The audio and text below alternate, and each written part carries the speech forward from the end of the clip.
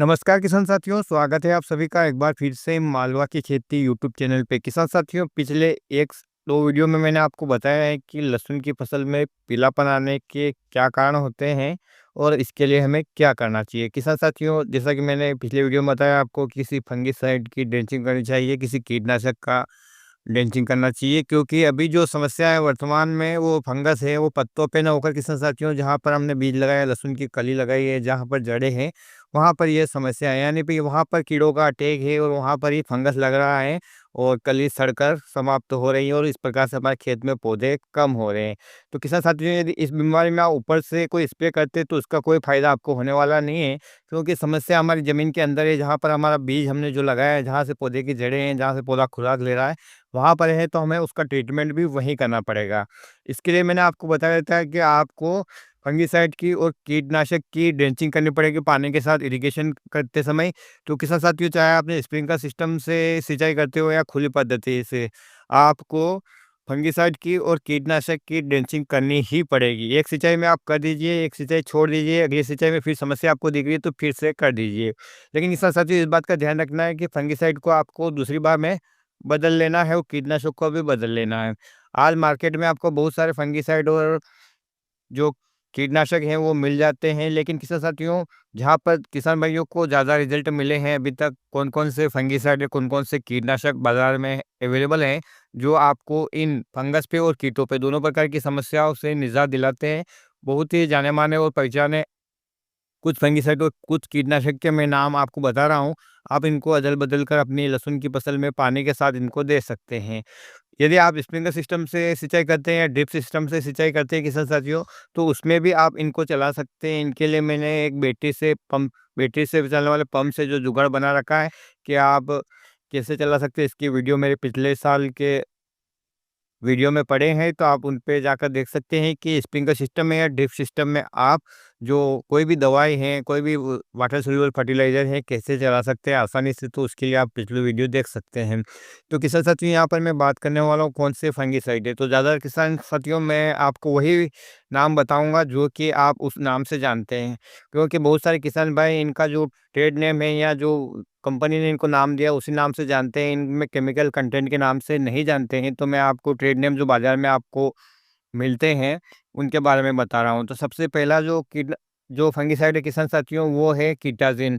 कीटाज़िन के नाम से एक बाज़ार में आपको फंगिसाइड मिल जाएगा। आप चाहे तो गूगल पे सर्च करके इसका जो टेक्निकल है वो देख सकते हैं और किसी अन्य कंपनी का भी आप यूज़ कर सकते हैं।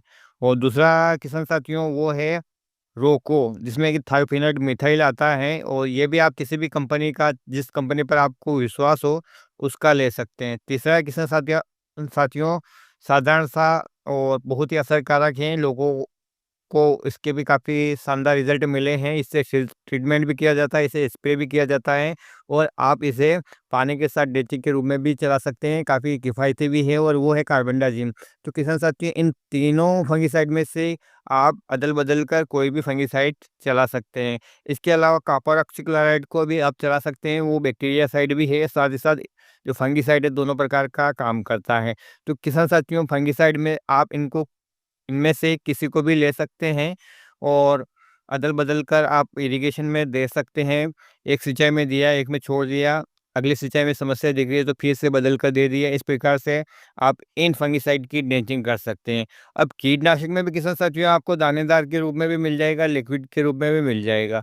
लिक्विड के रूप में भी बहुत सारे कीटनाशक हैं और दानेदार के रूप में भी बहुत सारे कीटनाशक हैं।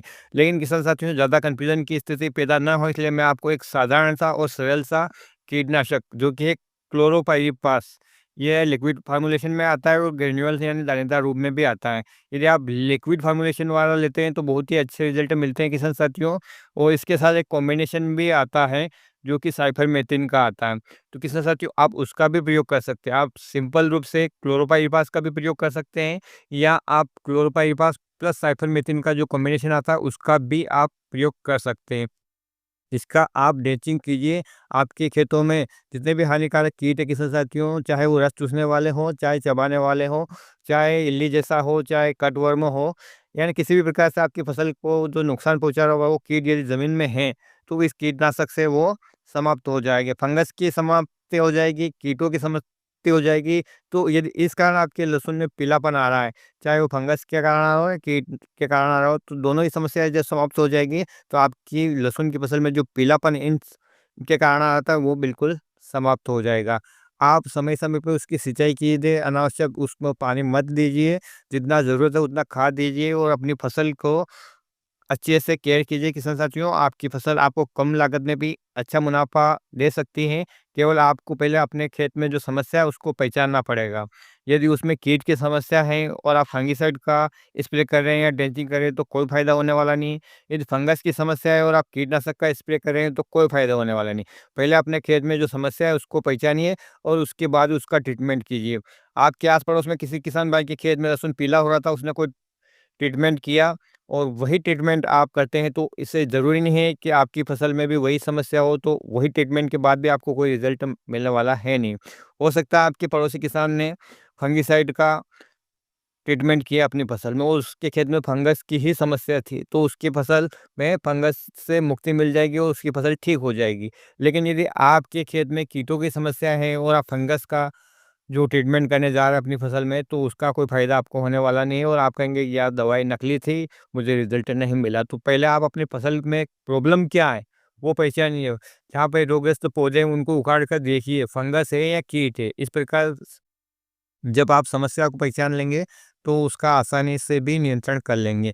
किसान साथियों, अगले वीडियो में मैं आपको बताऊँगा कि जब निंदाई-गुड़ाई कर रहे हैं, तब उस समय आपको कौन से तत्व का प्रयोग करना है, कौन से प्रोडक्ट का प्रयोग करना है कि आपके खेत में जो भी आपने खाद दिया है, वो आपकी फसल को मिले, आपकी फसल की जो जड़ें हैं, वो गहरी हो और पूर्ण रूप से पोषण ले सकें। जब जड़ें गहरी होंगी, तो पोषण भी पूर्ण रूप से लेगी। जो भी आपने खाद दिए हैं वो आपकी फसल को अवेलेबल होने चाहिए। ऐसा नहीं है कि वो खेत में पड़े रहे। आप चाहे कितना भी डालो जब तक फसल उसको ले नहीं पाएगी, तब तक किसान साथियों आपकी फसल को कोई फ़ायदा होने वाला नहीं है। खाना पड़ा है आपके सामने, आप खा नहीं पाओगे तो आपकी भूख मिटने वाली नहीं है। तो इसी हिसाब से हमारी फसल को जो भी हमने खाद दिया है वो मिलना चाहिए। इसके बारे में मैं शीघ्र ही वीडियो अपलोड करने वाला हूँ। तो किसान साथियों, यदि आप चैनल पे पहली बार आए हैं, तो चैनल को सब्सक्राइब कर लीजिए। जानकारी आपको पसंद आए तो इसे वीडियो को लाइक कर लीजिए और अन्य किसान भाइयों के हित में इस वीडियो को शेयर कर सकते हैं। किसान साथियों, मैं तो ना प्रोफेशनल यूट्यूबर हूँ और ना ही कोई दवाई कंपनी वाला हूँ, ना ही किसी कंपनी से कोई लेना-देना है। एक किसान हूँ और 20 से 25 साल हो गए कृषि करते-करते। किसान साथियों, जितना अपने अनुभव में आता है वही मैं आप लोगों के साथ शेयर कर देता हूँ ताकि आप लोगों का भी भला हो। जानकारी उचित लगे किसान साथियों तो आप इसे फॉलो कीजिए, अनुचित लगे तो डिसलाइक कर दीजिए वीडियो को और इसे फॉलो ना करें। तो किसान साथियों, आज की वीडियो में इतनी जानकारी, उम्मीद करता हूँ कि ये जानकारी आपके लिए हेल्पफुल रहे। तो फिर मिलते हैं एक नए वीडियो में एक नई जानकारी के साथ। तब तक के लिए किसान साथियों, ख्याल रखिए आप अपना, अपने परिवार का, अपने पशुधन का और अपनी फसलों का। वीडियो देखने के लिए आपका बहुत-बहुत धन्यवाद। जय हिंद, जय जवान, जय किसान।